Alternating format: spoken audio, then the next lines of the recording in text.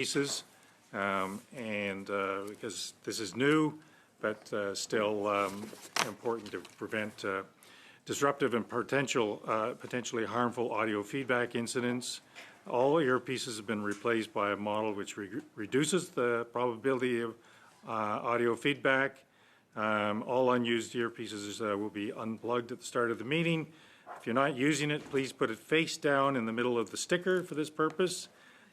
Please consult the cards for guidelines, and the room has been adjusted, as you can see. So there's a lot of space. I can barely see our witnesses' names, but this is the new reality. With that, I'm going to invite Mr. Defense to speak on behalf of the Privacy Commissioner of Canada, privacy. But regardless, you're very familiar with this committee and all committees on the Hill, and I just wanted to take note that over the years you've been very generous with me, and I just appreciate that courtesy and that competence. So, sir, you have 5 minutes. Thank you, Mr. Chair, members of the committee, for this invitation to appear as part of your study of transparency within the Department of National Defence and the Canadian Armed Forces. I'm accompanied by Isabelle Gervais, Deputy Commissioner of Compliance from my office. As this is the first time that I've appeared before this committee, let me begin by discussing my role as Privacy Commissioner of Canada and the role of my office, which we refer to as the OPC. As Privacy Commissioner, my mission is to protect and promote individuals' fundamental right to privacy. This includes overseeing compliance with both the Privacy Act, which applies to federal institutions' collection, use, disclosure, retention, or disposal of personal information, and the Personal Information Protection and Electronic Documents Act, or PIPEDA, which is Canada's federal private sector privacy law.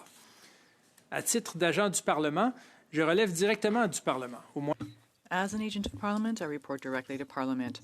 Through written submissions and appearances such as this one, I provide analysis and expertise to help inform Parliament's review of evolving legislation and recommendations on privacy issues. The Privacy Act defines personal information as any recorded information about an identifiable individual, including a person's race or color, religion, age, marital status, as well as medical, criminal, or employment history, or social insurance number, among other data.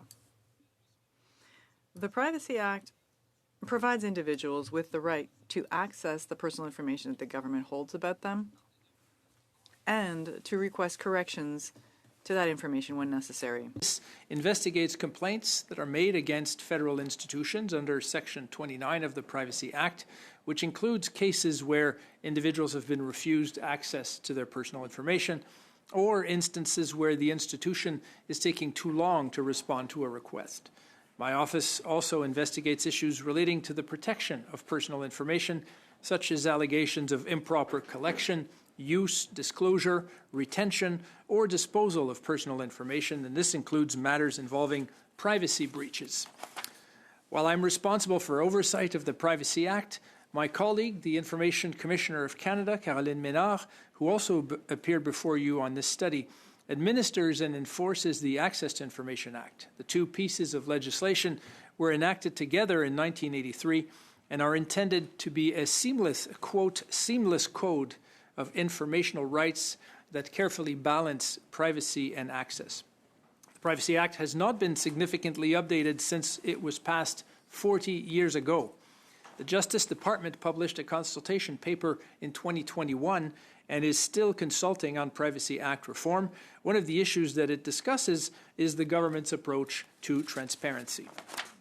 I support the enhancements to transparency that are proposed in the paper, and my office has made recommendations for future improvements.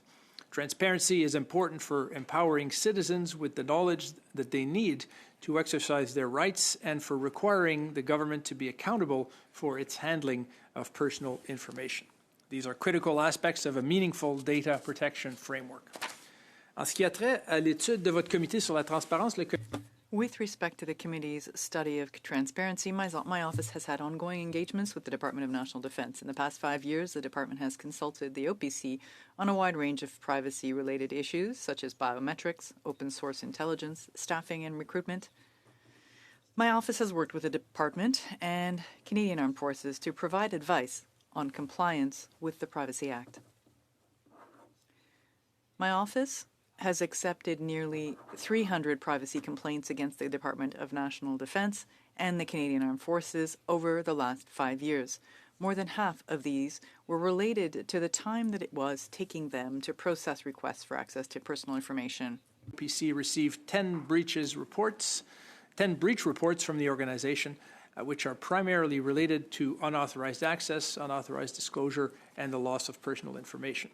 I welcome the efforts that the Department of National Defense and the Canadian Armed Forces have made towards privacy protection, and my office remains available to provide support and advice. I encourage them to prioritize timely responses to requests for access to personal information, and also to undertake privacy impact assessments before onboarding new programs and processes. And with that, I will be happy to answer your questions. Thank you, Mr. Dufresne. We'll start with Mr. Kelly. Colleagues, if there's any chance of getting into a second round, I'm going to have to cut back the first round, so we're going to go at 4 minutes for the first round, and then we'll go from there and see how far we can get. Thank you. Mr. Kelly, 4 minutes. What do you consider an acceptable time frame for a privacy request related to a sexual misconduct case? Well, it's all context-based. The legislation talks about a 30-day period for response, and then there is a possibility of extension for another 30 days. And so we would look at those cases on a case-by-case basis. Okay, well, on April 17th, we had a witness that told this committee that complaining to the Information Commissioner and the Privacy Commissioner is not an exception to obtaining information. It's part of the process. You will not get your information unless you make a complaint. So it was put to the committee that delay is commonplace, and that the department will delay and force the applicant to complain. Any comment on that? Well, as I've indicated, a number, I think the bulk of our complaints that we receive deal with delays to the process in terms of access. Okay, so is this a failure of leadership to ensure that information that openness and proper disclosure is actually done? Well, what we see is that there are many cases where the delays are greater. We work with the departments. We deal with the complaints. We found that departments were collaborative in the complaints process as they work with us. But that is an important part of the number of complaints and volume of complaints that we receive. We try to resolve them as early as possible through resolution and expedited complaint mechanisms. All right. Well, do you agree? The Information Commissioner in her report mentioned that senior leadership is key to influencing the corporate culture change to actual compliance and timeliness under her act. So we're now two defense ministers into later. This was a 2020 report. And we hear the same complaints of slow service, intentional avoidance, a culture of secrecy that appear to apply to requests under the Privacy Act as well as the Information Act. Do you agree that ministers must see it as their, and this is in her words, see it as their responsibility to champion a new approach and to adopt these tools and practices in order to effect the necessary changes within the department? I agree that leadership is important, and I agree that access to information, privacy are fundamentally important legislation, and so they should be prioritized. Okay. We also heard from the same witness, Patrick White, on April 17th, that a significant barrier and challenge is that you're required to name the individual record holder in trying to get access to your information. So he equated this with the equivalent of trying to get a tax assessment from the CRA, and being required to have the employee ID number of the actual employee that may have handled it. Do you have a concern around privacy and the level of information that the applicant for information needs to get information about themselves? Well, I think that the departments should make efforts to make the system as user-friendly as possible. And one of the themes I've been pushing in terms of privacy in all aspects is really making sure that we are not delegating to individuals and to citizens. Is the system now user-friendly? Well, I think we're seeing in the system lengthy periods of time, and so that's something that Periods of time for delay. Thank you, Mr. Kelly. Mr. Collins, 4 minutes. Thanks, Mr. Chairman, and welcome to our witnesses. In a perfect world, we'd have perfect compliance with the legislation and the acts as they exist, and of course the world isn't perfect, so we have people who are not in non-compliant situation. Can I ask, in terms of the education and outreach services that your office provides to those in CAF or elsewhere, to ensure that people are properly trained, and when someone is making their way through the system, they're actually following the rules? So that work really is done, I would say, by my office and by the Treasury Board Secretariat. Treasury Board Secretariat will be providing guidance and information to the departments themselves, and in terms of best practice and expectation. One example of that is the directive on privacy impact assessment that I would hope to be made a legal requirement, because right now it's something that is in Treasury Board policy, but it's not in law. So they play very much that education role with the departments. We work with Treasury Board. We are consulted by Treasury Board, and we would want that to continue and to increase, so that our perspective informs the Treasury Board directives and the Treasury Board training that they will do.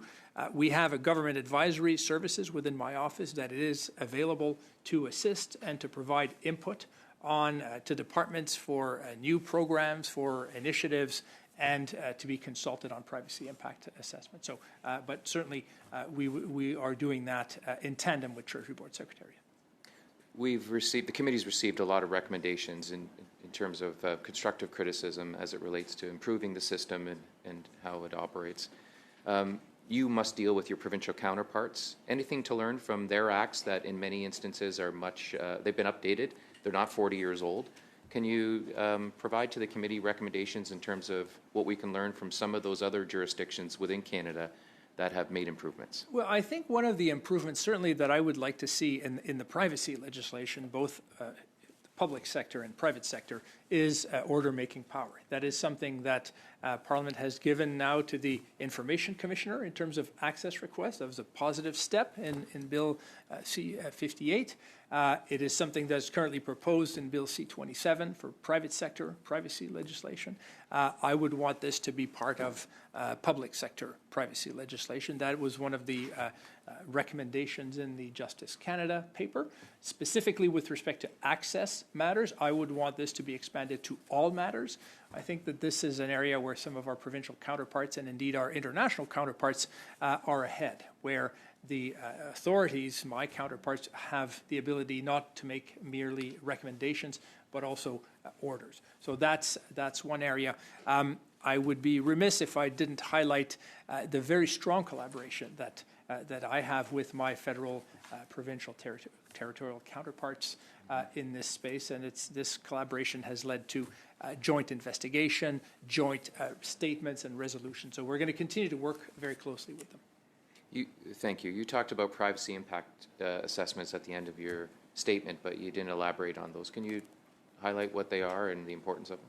So privacy impact assessment is really a due diligence tool where the organizations that's thinking of putting in place a new program, a new tool, something that can have privacy impacts, is required to assess those, assess the impacts, look at the risks, document them, think of solutions to mitigate those risks, and to do that in consultation with my office. And so it's a very powerful tool. It's a good practice, and it's good for everybody. It's good for citizens who are going to have better privacy protections. It's good for the departments because they get advice, and they're seen to be getting advice from a neutral regulator. So this is absolutely something that should be done in all cases and before the new tools and the new programs happen. In reality, that doesn't always happen, which is why it should be a legal requirement in my view. Thank you, Mr. Collins. Madame Normandin's 4 minutes, s'il vous plaît.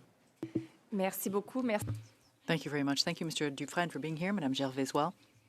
I have a question for you, Mr. Dufresne, with respect to something that I've already asked in a previous meeting to other witnesses.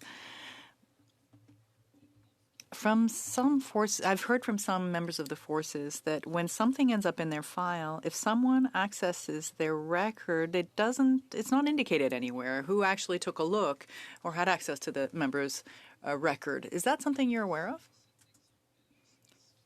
That specific example is not ringing a bell for me.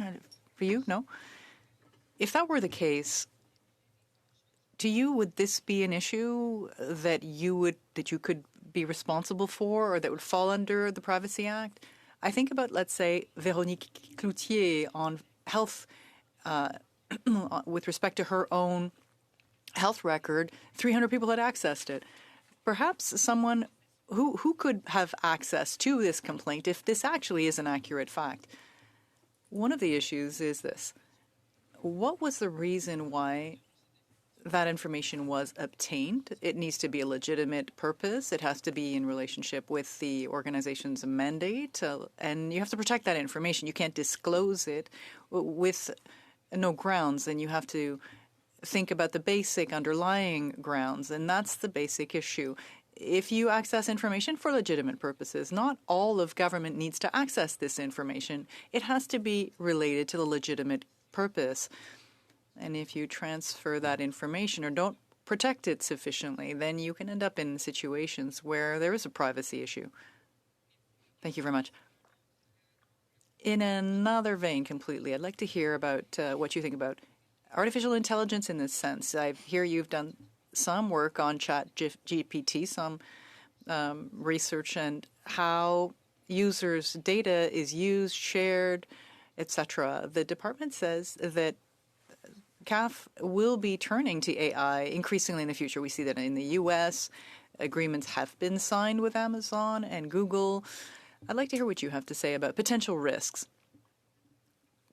in having the Army access or use AI when it comes to privacy data or of military personnel and others. Actually, yes, we actually currently have a joint investigation with our colleagues from BC, Quebec, and Alberta on the issue of ChatGPT, and that's ongoing. We've also issued a statement along with our colleagues from the G7. There's regular conversations going on about this ministerially, but also among privacy commissioners. And we issued this statement on AI.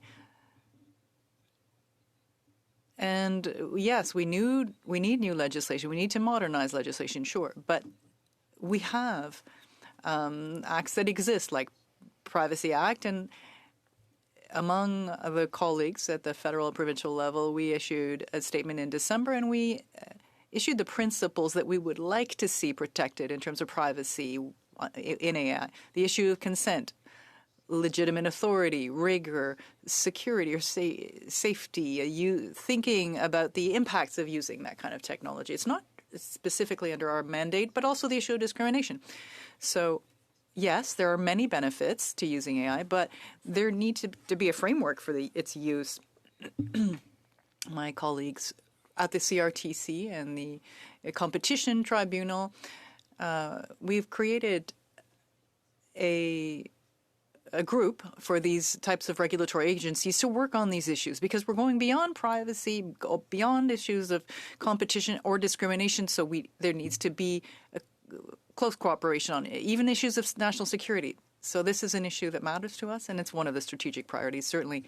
Thank you, Madame Normandin. It's Ms. Madsen. Thank you for joining us today.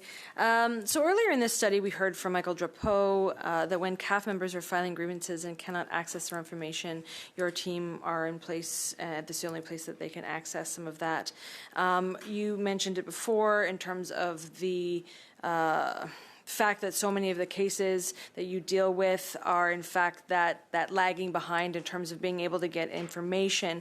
But even the investigations that your office can take on, they take about a year or so, which creates a lot more delay in terms of that pursuit for information and on their grievance. Can you tell us where the delays are created and what's being done, if anything, by D&D CAF to improve that? So I can tell you, certainly, we are seeing throughout this issue of delay as being an important one to tackle, and ourselves as well, the complaints, the process that we have. So we have put forward as one of our strategic priorities the notion of looking at our own processes. So can we make those more efficient?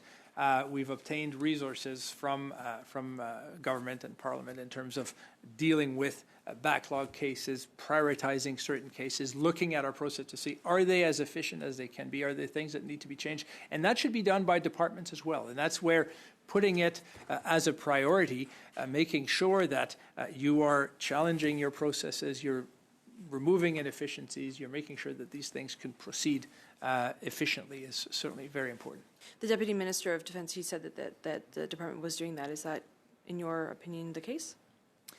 Well, I can speak about my office, and then we are still seeing some complaints with time limit complaints. That is a big proportion of that, and so encourage D&D and all departments to continue their efforts in that. Okay. I have a bill, C-362, which creates an independent civilian oversight agency within the Ombudsman's office for CAF D&D. Many witnesses have supported this, former ombudsmen have supported this, and the reason for that is the need for investigative bodies to have more teeth. And as you had mentioned that before, certainly this can be very, very helpful. The department refuses sometimes to disclose information, whether it's to CAF members going through the grievance process or veterans or journalists or researchers. The department will only disclose this information when your office, as Mr. Kelly had mentioned, that it's only when your office gets involved that they can get anything. Can you talk about the teeth, I guess, in that your team has on that investigative powers piece, and whether you believe that more is necessary for the independence in that role within the offices? Oh, absolutely. And as I said, we are working with departments, both in the complaints side and in the guidance side and the promotion side. And there is good collaboration. But the reality is we do need to have order-making powers and to have binding authorities. It just assists, and it's not because I want to issue those orders, but the mere existence of that possibility tends to focus the mind of decision makers, and it helps to prioritize efforts in those aspects. And so this is why it's very important that my office be given these order-making powers, both in the private sector and in the public sector context. Because ultimately, when you do find that there's a breach, what happens? Well, we'll investigate it, we'll make a finding, we'll make recommendations. And in many cases, the recommendations are followed, and that's a good thing, but not always. And so that's where the order-making power comes in. Or in the case of privacy impact assessment, it's required in Treasury Board policy. It's there. It has to be done before the program is launched. We have to be informed. We have to be consulted. It doesn't always happen, or sometimes it will happen after the program has been launched, which creates more risk for everyone. Thank you, Ms. Manson. If the clerk and my math are correct, we still could get another 4-minute round in. And if we don't, it's the clerk's fault. And if we do, it's still the clerk's fault. With that, Mr. Atchison, 4 minutes. Allison. Yes. All right. Thank you, Chair. Yeah. And thanks to our guests for being here today. So I guess my question is, how would you rate the job that D&D or CAF are doing, based on the fact we got over 300 complaints, the number of days, et cetera, delayed. So how would you describe D&D and CAF? Would you describe them as being transparent and a good example of a compliance department? Oh, so we have statistics in our annual report in terms of the number of complaints that we received versus departments. So there's certainly among the higher ones with the higher number of complaints. We have received good collaboration with them, and we're working with them to resolve these cases early. But in terms of the numbers of complaints, I think that if on the list, they would be fifth on top of the list in terms of the number of complaints that we've received. All right, top 10, okay, there we go.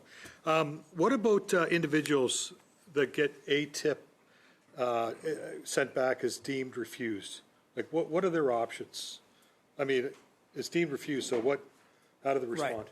Well, their option is to go to federal court. So the legislation provides that at that stage, individuals can exercise those rights. So this is the importance of that determination that we make. It opens up that recourse for federal court.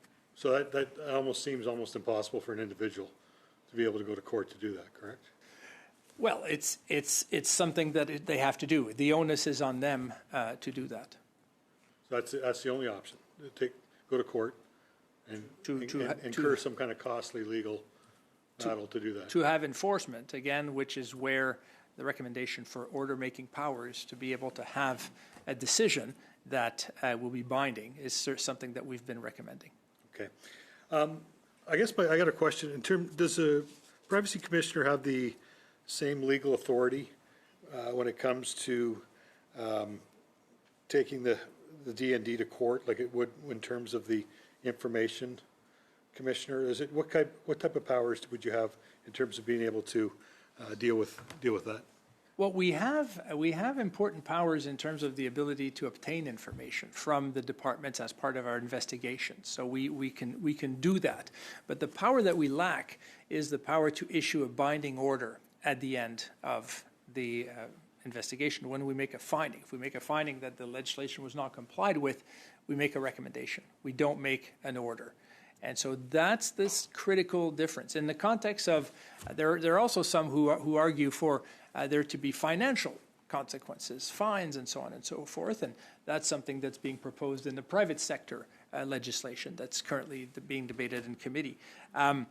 But for the public sector, certainly at a minimum, having this order-making power would, in my view, make the process more expeditious, because you would have the investigation by my office, by the regulator, and then you get a decision, and then that decision is binding. And so instead of having the individual have to go to court and take those steps, that order applies, and then it would be up to the department to challenge that order in a court process. Okay. I probably get time for one more question here. Do you think it's... What's that? 30 seconds. Okay, perfect. Do you think it's reasonable for a requester, whether they be a junior member or a vulnerable person, to be able to actually name, specific record holders? I mean, the challenge is they go in, they need to know who's touched the file. How on earth would they ever be able to do that? Would it be an easier process for them to be able to get that information? Well, I think that the process, I don't have a specific area on this other than to say that the process should be adapted to the circumstance, and the process should be as user-friendly as possible. If you make a process and it's very challenging, or there are disincentives for individuals to use it, that's a concern. And so the processes should be looked at. There may be specific realities in specific departments, but the idea is make this process easy to understand, easy to use, so that those rights can be exercised. Thank you, Mr. Allison. In anticipation that the bells are going to start ringing shortly, do I have unanimous consent to proceed 15 minutes after the bells? Okay, thank you. Mr. Fillmore, 4 minutes, please. Thank you very much, Chair, and thank you, Mr. Dufresne and Ms. Gervais, for your work and for your time and presence here today. I want to begin by speaking with you about modernization and digitization. And I'd like to just briefly at the beginning explore a question that I've asked some other witnesses on this study, and that is sometimes we can fool ourselves into thinking that going entirely digital and relying entirely on computing to streamline and simplify and expedite processes is the way to go. In this case, in the case of your work, would you say that's true? Is it necessary to become entirely digital?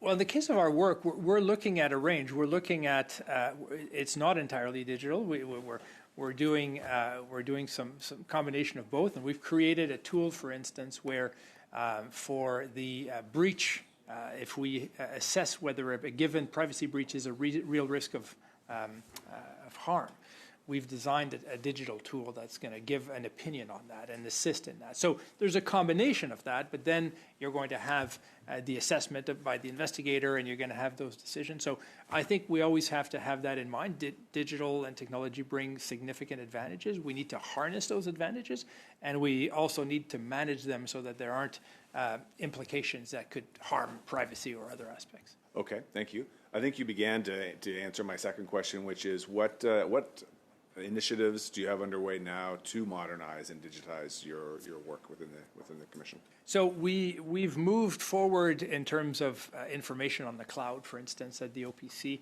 We are looking at technologies generally to see which ones could be used, how to use them. In terms of our strategic priority, we talked about staying ahead of technology in terms of legal compliance. What that means is we have a role as a regulator to provide guidance, to make decisions in terms of complaints on new technologies, including artificial intelligence.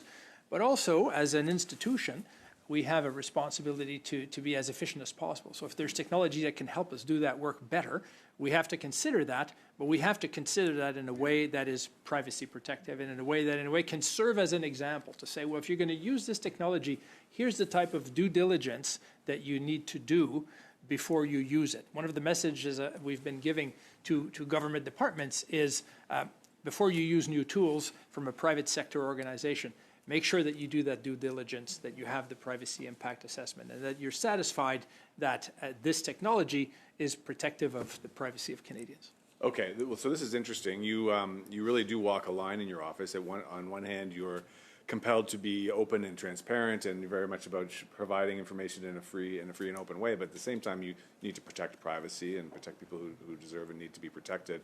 You mentioned, I think a moment ago, you've developed a digital tool that helps to de-risk that, and I think we've already heard someone mention AI.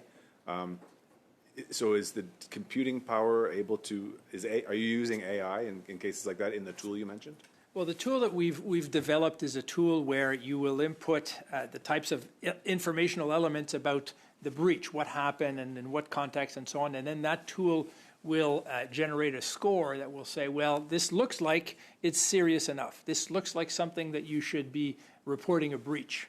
So it's designed to help. It doesn't replace the expertise and the human decision-making, but that's an example of using technology for something that can help privacy.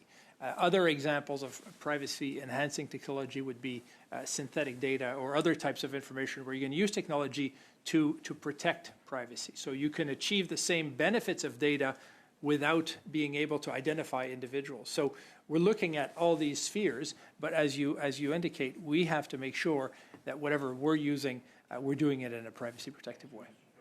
Thank you. A very tight 2 minutes, Ms. Normandin.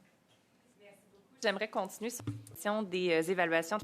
Thank you. Let's keep going with aspects affecting privacy. I'm sure you're familiar with Celebrite, which is a tool that is used in part by CSIS and DND. Despite the fact there is a judicial authority for it, an internal investigation, there is the issue of knowing if the government doesn't do what it's supposed to be doing in this case, it's actually in violation of its own legislation. So what needs to be changed? They're not actually contravening their own act because it's not an obligation under the act, and that's the issue that we've identified. There should be this obligation in the act, stating that when a department develops a new program, use new tools that could have a significant effect on privacy rights, then there should be this evaluation done. At this point, it's a directive on the part of the Treasury Board. So the department that doesn't comply has violated the directive, but that's not legislation per se. And we'll continue to encourage departments to do this. We'll continue to call for legislation that would make it mandatory, and there's important work that's done by the media, by parliamentary committees to actually raise these issues. But in an ideal world, when it is raised, the answer should be or would be, yes, we've done that. We've done that assessment. The idea is not to say these tools are prohibited across the board. No, I mean, police forces need the necessary tools, but it needs to be done with some degree of discipline and carrying out those privacy assessments. we rendered a decision with respect to the RCMP and the use of some tools that they were using to fight crime. Of course, it's important. They need to achieve their mission. But we identified that the approach taken was not enough. So we continue to do that in the context. And with a legal obligation, I think we would see more compliance. Ms. Madison, also a tight 2 minutes. Okay. In a previous meeting, we heard from witnesses about the still unresolved Afghan detainees case. Government had prorogued Parliament before public had a chance to learn the full truth of whether the government was knowingly transferring Afghan detainees. And we wouldn't have known that without specific whistleblowers and the protection of those whistleblowers. Richard Coleman was the diplomat who brought the allegations forward, and we heard that, of course, senior military leadership, government, elected officials, they were involved. They tried to discredit him. There was a lot that was done against that whistleblower, and there weren't protections in place to ensure that he, at the time, was protected. So I want to know if you believe that there have been enough legislative changes to effectively protect whistleblowers, because we certainly heard in this committee as well that through chain of command, if things are brought forward, there is often punishment for that. So can you talk about that in terms of what you've seen and your experience as the commissioner?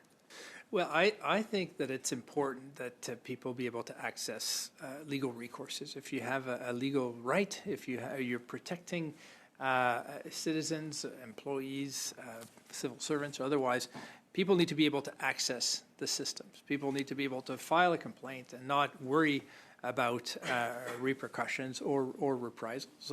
And so from my standpoint as a regulator, that's important. It's important that you're not creating these disincentives for individuals to file complaints, because at the end of the day, this is all being done in the public interest and with the mandate of Parliament. Thank you, Ms. Madison. Mr. Bassan, 4 minutes, please. Thank you, Mr. Chair. And just want to, just for clarification, Mr. Dufresne, you talk about that your office was created in 1983 under PIPEDA. That's the same bit of legislation that was used to create the Office of the Information Commissioner as well, correct? Not PIPEDA, the Privacy Act. Privacy Act, okay. Yeah. But the Information Commissioner has the power to take the Department and the Minister of National Defense to court for failure to comply with the access to information.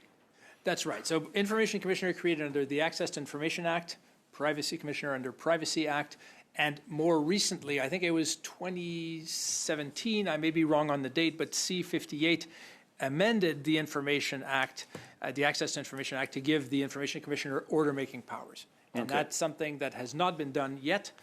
So you don't have the ability to hold the department, the minister, the assistant deputy, or the deputy minister, or the chief of defense staff accountable for failure to comply with the act?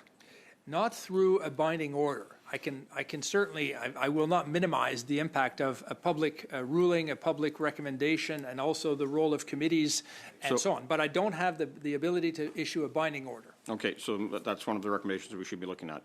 The other part of this is, do you think, and you mentioned it, that then people wanting to get access to their privacy, their own records for their own needs at Canadian Armed Forces or the Department of National Defense, they have to go to court. Do you think that's fair for one person to take on the entire Department of National Defense? Well, I think that the more efficient and accessible system is one where you can have a regulator issue an order. And so that order then is binding. And again, happening right now. We don't have that right now. And also, having the possibility of an order makes it more likely, in my view, that you're going to get early resolution of the matter without having to go through the whole process. So we've heard from multiple witnesses already, including the Ombudsman, the former Ombudsman Gary Walborn, Mr. White, Mr. Drapeau. There is a culture of overclassification within the Canadian Armed Forces and Department of National Defense. Do you think that's done to intentionally hide records from their own members of the Canadian Armed Forces and veterans? I don't. I think that the legislation provides certain exceptions for disclosure, either under my legislation, Privacy Act, or Access to Information Act. And so Departments have leeway with that. There's some valid public interest reasons to prevent disclosure, or both under legislation, but the recourse exists to challenge those. Okay, I'll give the rest of my time to Ms. Glant. She's a little over a minute. So how often are the military personnel system records audited for unauthorized searches? I have statistics of the complaints we received at my office. So we would receive complaints directly from Canadians, and I've indicated that I think in the last 5 years we received 300 complaints. All right, so what is the privacy policy with respect to military personnel health records and access to those records by VAC? Access by VAC, there is some exchange of information between the two institutions in terms of those types of records. We have been engaged, we've been consulted on that. We understand we've received some PIAs, privacy impact assessment on that. Right, so troops returning from a deployment on commercial aircraft had to complete the ArriveCan app. We know that the disclosure allows the app to share information to contractors working for Public Health, Service Canada, provincial, territorial, municipal, and may be used for program evaluation and other organizations. Do we know whether or not any of our troops' personal information, their health information, was shared with commercial companies, state-owned enterprises, shared with anyone at all outside our government? Very briefly, please. We are currently investigating the ArriveCan app following complaints, so I won't be able to speak further on that as this is ongoing. Thank you, Ms. Gallant. Ms. Lamropoulos, final 4 minutes. Thank you, Chair, and thank you, Monsieur Dufresne, for being here with us today. I'm wondering if you could tell us, like, based on the complaints that you've received and the fact that some of them take a really long time to receive a response or to get their cases dealt with, what do you think would make the process more user-friendly? What is it that you think would help facilitate things or make it more accessible to people? Well, I think that the resources and the efforts have to be put in making the system as user-friendly as possible. I think there are a number of modernization recommendations that need to happen in terms of making the system, the principles more up-to-date. An order-making power is one. Mandatory privacy impact assessment is another. There are some definitions perhaps need to be updated as well. But I think one of the things I've been highlighting since I've started in this role is the need to treat privacy as a fundamental right, speaking for the privacy purview. And so giving it that priority, making sure that these matters are seen for what they are. This is individuals looking to have fundamentally important information about themselves. We need to make sure the system is accessible. Do you find that the way that the current system works, it is easy to understand for all users? I think we can make it easier to understand, and I think we can make it faster. I think we are seeing that in terms of the statistics, and so that's something to be working towards. And sorry, how do you measure success in your work? How would you say you measure success, and what do you think could be done to improve your, I guess, what shortcomings are there, and how can we improve them in general? Well, I think we're measuring success by looking at the statistics, by looking at the trends, by trying to see, are the number of complaints increasing? Are the number of complaints that are being resolved quickly? Are the timelines decreasing? Is the collaboration that we see, the exchanges with the departments, when we're thinking about privacy impact assessments, are those being done before new programs are started? Are we being kept informed? Are we being consulted? All of those things are elements of what we would look in terms of success. That's it for me. Thank you. Thank you. Well, on behalf of the committee, I do want to thank you both. Both of you are very sophisticated witnesses and know the time constraints that we have on committee, but thank you for your testimony. I appreciate you appearing under the circumstances. So, colleagues, before we gavel to an end, may I have Mr. Bazan move the subcommittee report? Ms. Lalonde will second it. Any debate? Seeing none, adopted. And I'll ask Mr. Bazin to move the report of, was it, how much money? I can't read it without my glasses. 16,500 for the Defense Committee report. You moved, you seconded. Any debate? Seeing none, thank you very much. And finally, if you could indicate to me whether you will be available for meeting with the German Defense Minister on Friday, the 10th, at what, 12:30? It's 12:15 now. 12:15, yes. You'll be here? So I've got one Conservative, one NDP, one. Okay, with that, thank you. Appreciate the cooperation. 12:15.